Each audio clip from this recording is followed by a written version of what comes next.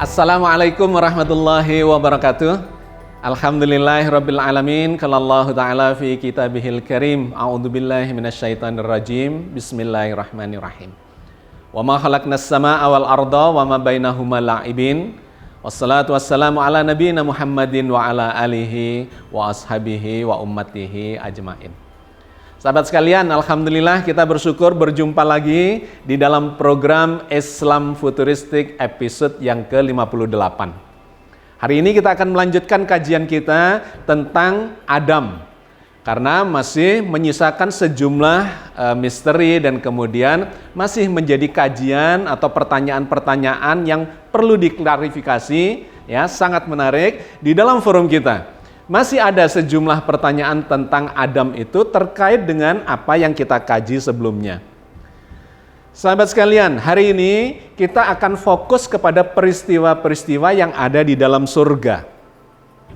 Di antaranya ada yang mempertanyakan, sebetulnya surganya Adam itu di bumi ataukah di langit yang ketujuh, ya? Sebetulnya sudah kita bahas, tetapi saya jawab saja secara langsung, secara eksplisit bahwa surganya Nabi Adam itu ada di planet bumi. Berbeda dengan surga akhirat yang luasnya seluas langit dan bumi. Tetapi surganya Adam itu ada di planet bumi, digambarkan sebagai tempat yang tinggi, tempat yang indah, tempat yang subur, banyak mata air dan sebagainya. Sehingga Adam itu bisa keluar dari dalam surga itu. Kalau seluruh langit dan bumi, ya, seluas langit dan bumi, maka kemudian tidak ada perintah keluar dari dalam surga. Satu. Yang kedua, kemudian diperintahkan turun. Turun itu bukan turun dari langit, tetapi turun dari dataran tinggi, tempat yang tinggi yang disebut sebagai jannah atau surga itu ke tempat yang lebih rendah dan kemudian menyebar ke seluruh penjuru dunia. Kita sudah membahas tentang ini bahwa Al-Quran menggunakan istilah ihbitu untuk jamaknya atau ihbito atau ihbit. Kata habato, ihbitu atau ihbit itu memberikan gambaran bukan turun dari nun jauh langit di atas sana, melainkan dari tempat yang tinggi ke tempat yang lebih rendah, atau bahkan digambarkan menyebar ke berbagai kota, ke berbagai wilayah. Silahkan disimak kembali episode yang lalu, episode 57, karena kita sudah bicara detail di sana. Tetapi kemudian menyisakan pertanyaan, ya, terkait dengan ketika Adam itu diperintahkan turun, di sana ada satu kalimat yang sangat misterius yang perlu diklarifikasi. Bahwa turunnya Adam dan Hawa itu kemudian digambarkan juga dalam bentuk jamak. Turunlah kalian semuanya. Nah, siapakah yang turun bersama Adam itu? Kemudian ada yang bertanya di dalam forum kita bahwa itu bukan keturunan Adam, bukan manusia, melainkan yang turun bersama Adam itu adalah iblis. Oke, sahabat sekalian, kita akan mencoba mengklarifikasi ini. Benarkah yang turun bersama Adam dan Hawa itu adalah iblis? Apa bukan setan? Lantas apa bedanya iblis dengan setan? Dan kemudian yang menarik, sebetulnya yang merayu Adam untuk melanggar larangan Allah itu iblis ataukah setan? Nah, di sini kemudian memunculkan kajian yang menarik yang kita akan fokuskan pada hari ini. Sahabat sekalian, terkait dengan turunnya Adam dan Hawa itu, maka di episode yang lalu kita sudah menjelaskan bahwa tidak menggunakan kata anzala atau nazala, yang Al-Quran menggunakan diksi itu untuk menggambarkan turun dari langit atau dari tempat yang sangat jauh di ketinggian atau bahkan dari dimensi yang berbeda menuju ke bumi. Bukan, tapi menggunakan kata habato, yahbitu. Nah, penggunaan kata habato yahbitu itu kemudian digambarkan oleh Allah dalam berbagai bentukan. Yang pertama adalah bentukan tunggal atau mufrad, ya, digunakan untuk perintah turun hanya kepada satu orang, yaitu menggunakan istilah ihbit. Tapi di lain ayat digunakan untuk dua orang, yaitu Adam dan Hawa, menggunakan bentukan ihbito. Dan yang ketiga, perintah dalam bentuk jamak. 3 orang atau lebih menggunakan kata ihbitu. Oke, kita akan mencoba melacak ini, kaitannya adalah dengan siapakah sebetulnya yang diperintahkan oleh Allah ketika Allah memerintahkan turunnya dari surga, keluarnya dari surga, itu dalam bentuk perintah jamak, ihbitu. Sahabat sekalian, yang pertama terkait dengan penggunaan kata ihbit dalam bentuk tunggal. Kita menemukannya ini ketika Allah memerintahkan iblis untuk keluar dari surga itu secara tunggal, tidak bersama siapa-siapa. Maka Allah menggunakan dalam bentuk mufrad ya, ketika Allah mengusir atau memerintahkan keluar iblis dari surga dengan menggunakan kalimat qala fahbit minha. Allah berfirman, turunlah kamu satu-satunya, yaitu iblis, minha, dari surga. Itu kita dapati di dalam surat Al-A'raf ayat 13. Jadi tunggal. Nah, kata yang sama juga digunakan untuk memerintahkan Nabi Nuh ketika beliau terdampar di sebuah bukit ya setelah banjir besar, itu juga menggunakan bentuk tunggal atau mufrad. Qila ya Nuh bit, dikatakan oleh Allah kepada Nuh, wahai Nuh, ihbit, turunlah engkau. Jadi itu bentuk tunggal. Satu. Yang kedua, Allah menggunakan bentuk musanna atau untuk berdua, yaitu menggunakan bentukan ihbito. Itu digunakan oleh Allah saat Allah memerintahkan kepada Adam dan Hawa berdua untuk keluar atau turun dari surga. Qala ihbito minha jami'an. Allah berfirman, turunlah kalian berdua minha, dari surga itu, jami'an, semuanya atau bersama-sama. Allah berfirman tentang ini di dalam surat Toha ayat 123. Nah, di sini kemudian mulai memunculkan pertanyaan, tanda tanya. Ketika Allah menggunakan istilah untuk berdua, qala bito minha, perintah kepada Adam dan Hawa keluar berdua ya, karena menggunakan bentukannya adalah bentukan musanna untuk berdua, tetapi kemudian ditambahkan jami'an. Semuanya, seluruhnya. Memang di sini kemudian bisa dimaknai sebagai bisa bersama-sama. Jadi keluarlah kalian berdua bersama-sama, tapi bisa juga bermakna lebih dari itu, bersama dengan yang lain. Nah, ini kemudian memunculkan pertanyaan yang harus diklarifikasi, yang kita akan mendapatkan penjelasannya di ayat yang berbeda. Sebetulnya siapa yang disebut jami'an di situ? Apakah bermakna bersama-sama saja, ataukah sesungguhnya bisa bermakna lebih dari dua, sehingga digunakan kata jami'an? Nah, ternyata itu kita peroleh penjelasannya di ayat yang berbeda, di mana Allah menggunakan kata atau diksi habato yahbitu dalam bentuk jamak, yaitu ihbitu. Allah berfirman di dalam surat Al-A'raf ayat 24. Qala ihbitu ba'dukum li ba'din adu walakum fil ardi mustaqarru wa mata'un ilahin. Allah berfirman, turunlah kamu sekalian, sebagian kamu menjadi musuh bagi sebagian yang lain, dan kalian mempunyai tempat kediaman dan kesenangan atau tempat mencari kehidupan di muka bumi sampai waktu yang telah ditentukan. Qala ihbitu ba'dukum li ba'din adu. Menarik ya, kalimat yang digunakan oleh Allah di sini, perintah turun itu bukan hanya kepada berdua, Adam dan Hawa, melainkan dalam bentuk jamak. Qala ihbitu, turunlah kalian semuanya. Ba'dukum li ba'din adu, sebagian kalian dengan sebagian yang lain itu akan menjadi musuh, bermusuhan. Nah, disinilah kemudian muncul perbedaan pendapat. Di dalam forum kita ada yang mengatakan bahwa qolah bitu itu bukan kepada Adam dan keturunannya atau kepada penghuni yang lainnya, melainkan kepada Adam, Hawa, dan iblis. Karena dalam struktur bahasa Arab, ya, grammar, nahwu sorof bahasa Arab, itu diketahui bahwa bentuk jamak itu sudah bisa berlaku untuk 3 orang. Atau 4 orang, atau 5 orang, dan seterusnya. Jadi pilihannya adalah bisa 3 orang atau lebih. Nah, kalau 3 orang siapa itu? Nah, menurut kawan kita di forum ini, yang ketiga itu adalah iblis. Nah, nanti akan kita klarifikasi bahwa ternyata itu bukan iblis, melainkan penghuni yang lainnya.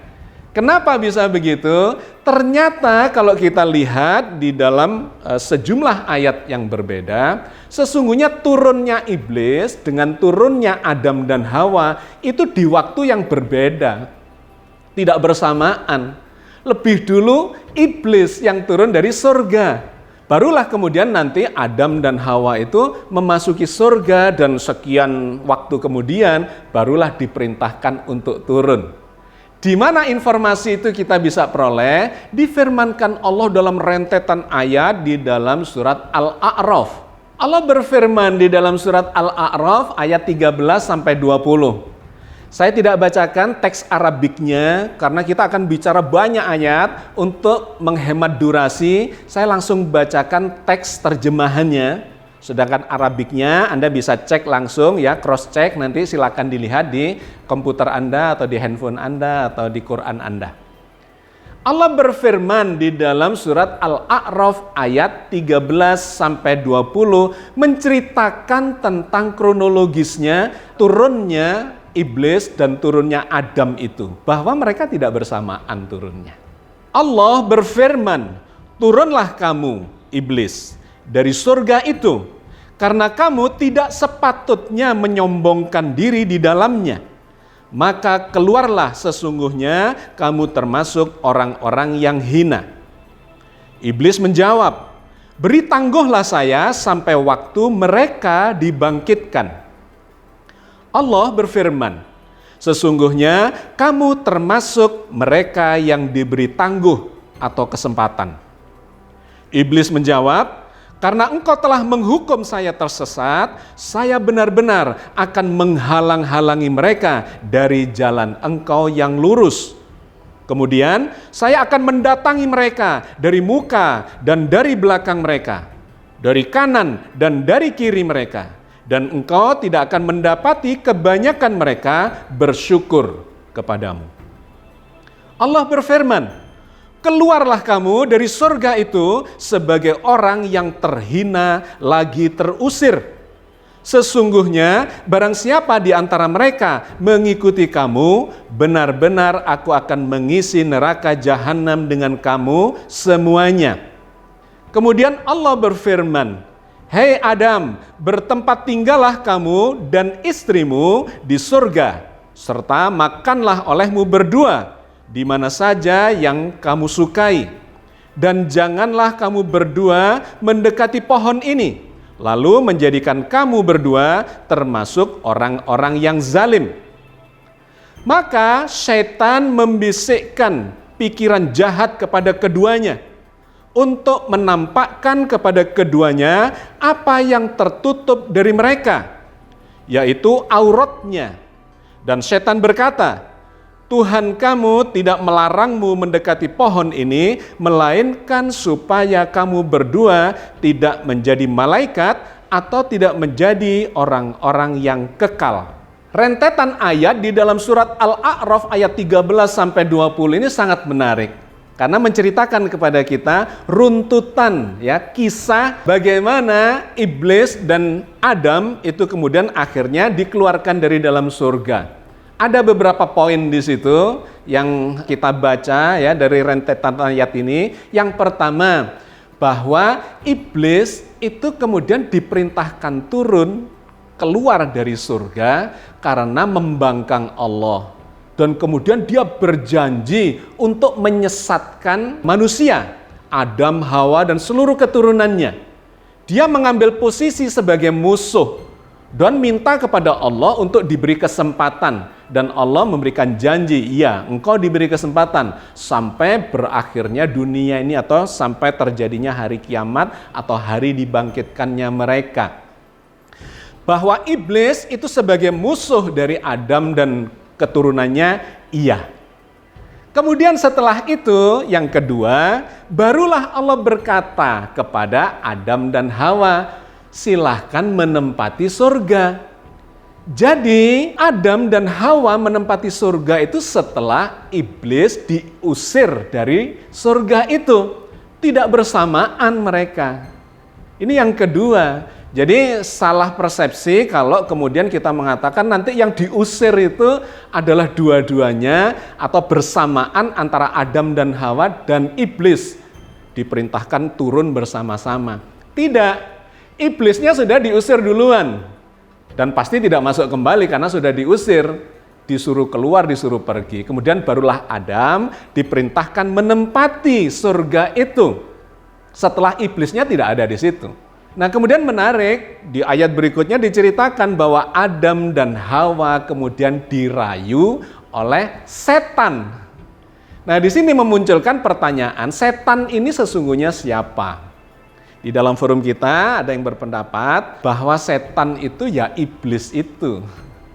Nah ternyata berbeda, setan dengan iblis itu berbeda. Nanti kita tunjukkan sejumlah ayat yang menjelaskan bahwa iblis itu bukan setan, setan itu bukan iblis, artinya dua entitas, dua sosok yang berbeda.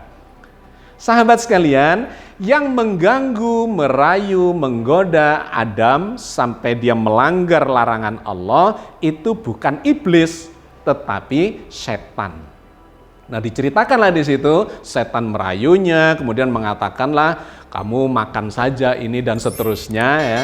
Kemudian terjadilah pelanggaran itu dan kemudian barulah Adam dan Hawa diperintahkan untuk turun, untuk keluar dari surga.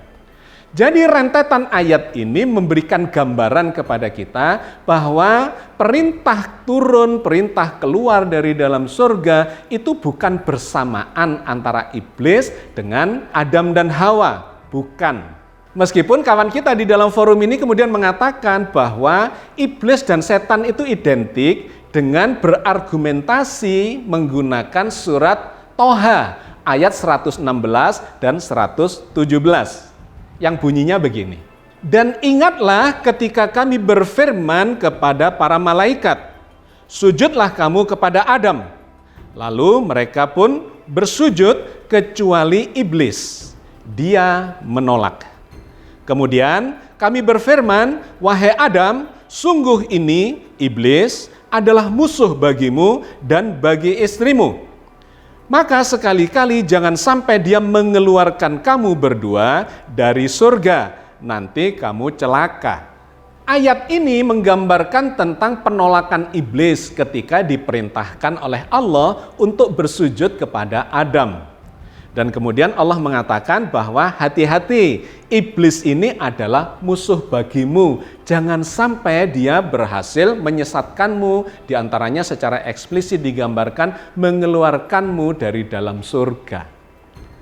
Nah berdasar dua ayat ini, kemudian kawan kita ini menyimpulkan bahwa iblis itu sama dengan setan. Sebenarnya tidak. Karena di ayat ini Allah tidak menggambarkan bahwa iblis itu masuk kembali ke dalam surga untuk merayu dan menyesatkan Adam, melainkan disebut sebagai setan. Nah, setan itu di dalam ayat yang banyak di dalam Al-Quran diceritakan bahwa setan dan iblis itu berbeda. Bahwa iblis itu musuh akan menyesatkan Adam dan keturunannya, iya. Tetapi tidak ada satu ayat pun yang menceritakan iblis yang sudah diusir keluar dari surga itu masuk kembali ke dalam surga untuk menyesatkan Adam. Nggak ada ayat itu. Yang ada adalah setan yang masuk ke dalam surga itu.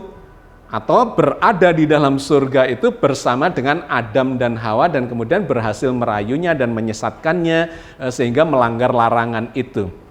Nah, kawan kita ini kemudian menyimpulkan iblis sama dengan setan, bukan. Setan dan iblis itu berbeda. Iblis digambarkan sebagai sosok yang berasal dari bangsa jin. Allah berfirman tentang itu di dalam surat Al-Kahfi ayat 50. Dan ingatlah ketika kami berfirman kepada para malaikat, sujudlah kamu kepada Adam. Maka sujudlah mereka kecuali iblis. Dia adalah dari golongan jin. Maka ia mendurhakai perintah Tuhannya. Patutkah kamu mengambil dia, iblis, dan turunan-turunannya sebagai pemimpin selain daripada aku? Sedang mereka adalah musuhmu. Amat buruklah iblis itu sebagai pengganti dari Allah bagi orang-orang yang zalim. Ayat ini dengan sangat jelas mengatakan bahwa iblis itu adalah bangsa jin. Dan kemudian dia memiliki turunan-turunannya. Ya, pasukannya atau keturunannya secara biologis atau keturunannya secara ideologis, dia memiliki banyak pasukan yang semuanya itu adalah menjadi musuh bagi manusia. Ya, ini poin 1. Bahwa sesungguhnya iblis adalah bangsa jin. Nah, turunan-turunannya inilah secara biologis maupun ideologis yang disebut sebagai setan. Nah, diceritakan oleh Allah di dalam ayat yang berbeda bahwa setan itu bisa dari bangsa jin, tapi bisa juga setan itu dari bangsa manusia. Pokoknya yang menyesatkan, ya, mengajak pada kekafiran, pada kejahatan, pada perusakan, hal-hal yang buruk itu dikelompokkan sebagai setan. Setan itu bisa saja dari bangsa jin atau dari bangsa manusia yang menyesatkan dari kebenaran.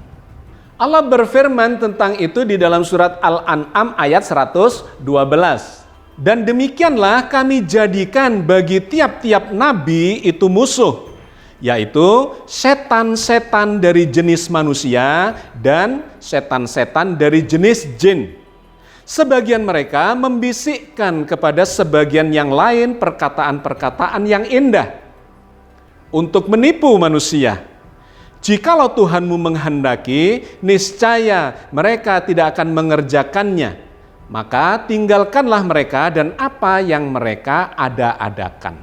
Jadi iblis dan setan itu dua entitas yang berbeda. Bisa dikatakan iblis itu adalah nenek moyangnya para setan. Khususnya secara ideologis, karena ternyata iblis adalah bangsa jin, tetapi setan itu bisa bangsa jin, bisa bangsa manusia. Tetapi semua itu oleh Al-Quran disebut sebagai pasukannya iblis. Ya, pasukannya iblis untuk menyesatkan manusia dari jalan kebenaran. Nah, itu digambarkan lagi oleh Allah di dalam surat Al-Isra ayat 63 sampai 64. Tuhan berfirman, "Pergilah kamu, hai iblis. Barang siapa di antara mereka yang mengikuti kamu, maka sesungguhnya neraka jahanam adalah balasanmu semua sebagai suatu pembalasan yang cukup.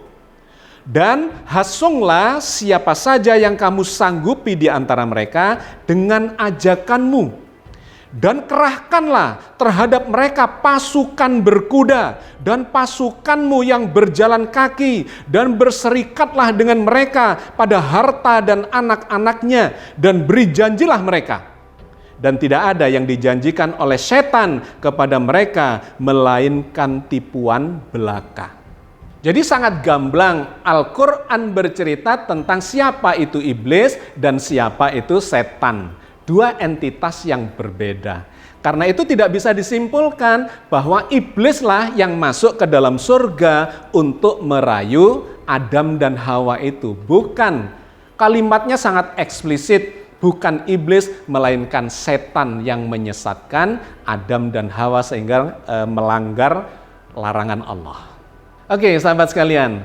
Jadi sebenarnya siapakah yang diperintahkan oleh Allah untuk turun dari surga dengan menggunakan kalimat perintah berbentuk jamak itu?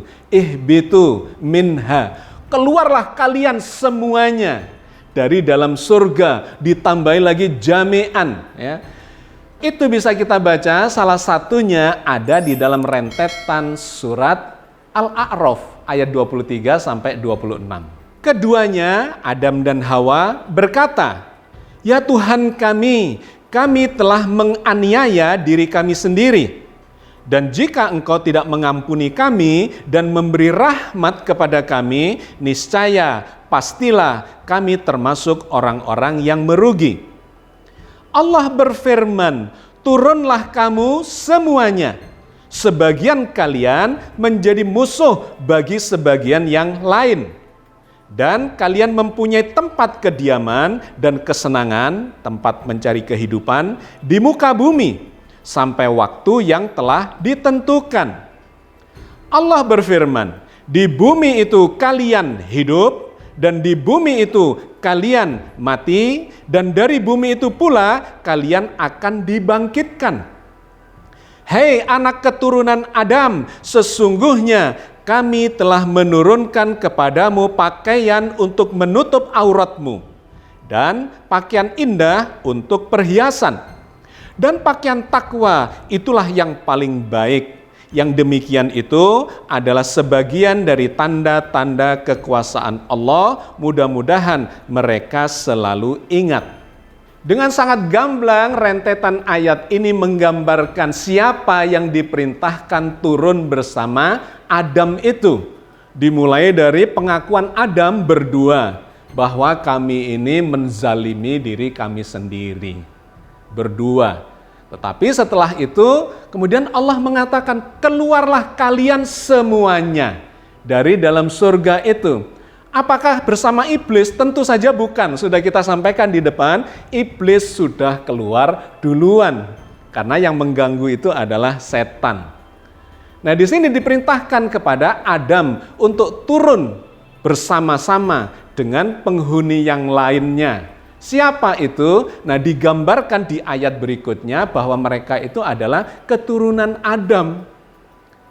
Qala fiha tahyauna wa fiha tamutunna wa minha tuhrajun. Allah berkata, Allah berfirman, qala fiha tahyauna. Di bumi itu kalian. Nah, ini dalam bentuk jamak. Jadi setelah diperintahkan turun, qala fiha tahyauna, di bumi itu kalian semuanya, bukan cuma berdua, akan hidup. Di bumi itu juga kalian mati, dan kemudian di bumi itu juga kalian akan dibangkitkan. Kemudian diperjelas lagi di ayat yang ke-26, wahai anak keturunan Adam, telah diturunkan pakaian untuk menutupi auratmu, dan pakaian yang indah dan pakaian takwa adalah yang paling baik. Sahabat sekalian, mudah-mudahan sedikit yang kita bahas ini ya terkait fokus kita tentang kronologis. Siapa saja yang pernah menghuni surga itu, dan kemudian siapa yang diperintahkan untuk turun dari surga itu, dan siapakah yang merayu Adam dan Hawa sehingga melanggar larangannya, itu sudah menjadi clear. Oke, mudah-mudahan Allah senantiasa memberikan bimbingan kepada kita di dalam ridhonya. Amin ya rabbal alamin. Assalamualaikum warahmatullahi wabarakatuh.